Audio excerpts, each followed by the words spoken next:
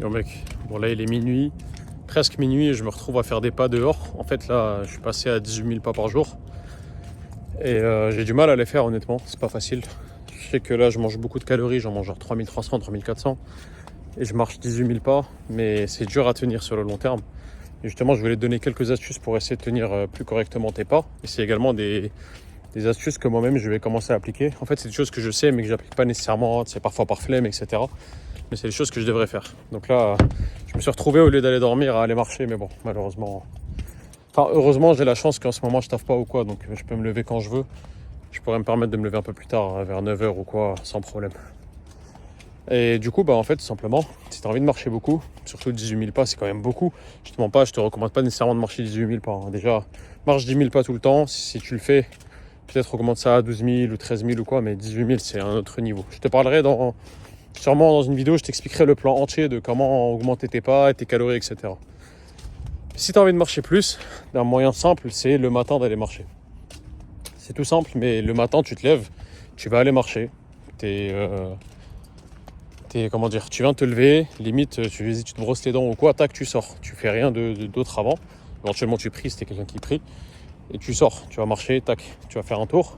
Si possible, enfin le top, ça serait que ça soit quand le soleil a déjà, comment on dit, c'est déjà levé. Donc si le soleil s'est déjà levé, eh bien ça te fera la morning sunlight en même temps. Ça te fera, tu sais, comment dire, tu seras sous la lumière du soleil et c'est une bonne chose à faire en fait parce que ça te permet en plus des bénéfices d'être, comment dire, de la vitamine, je crois que c'est vitamine C avec le soleil ou vitamine D, non c'est vitamine D.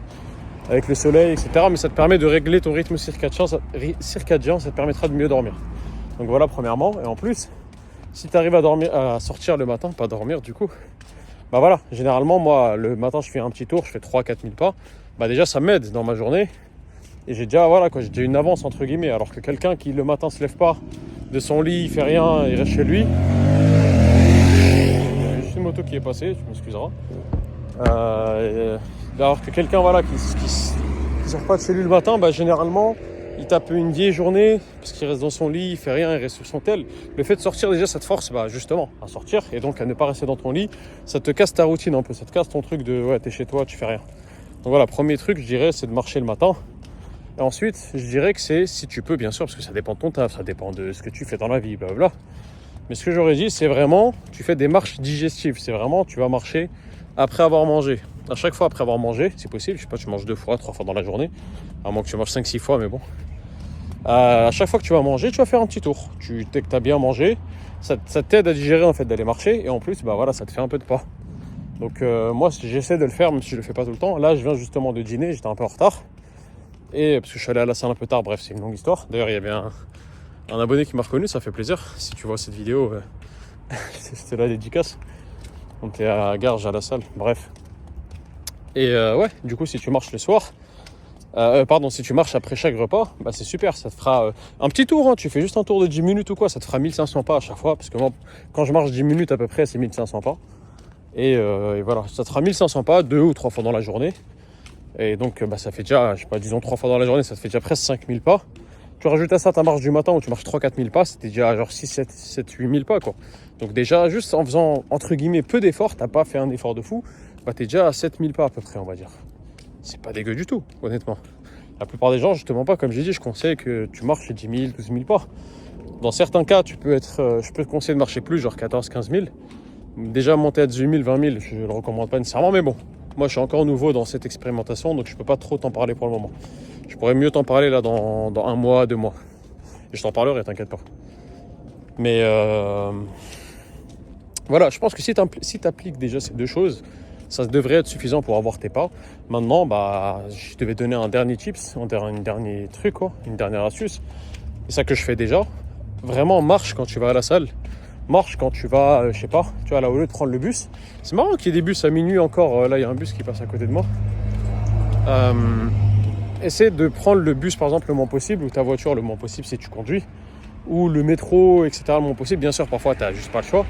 Mais essaie, par exemple, si vraiment tu n'as pas le temps ou quoi, si tu prends le métro pour arriver chez toi, Prends le métro, je sais pas moi, tu dois prendre 6 arrêts, bah au lieu de le prendre 6 arrêts, tu le prends 5 arrêts.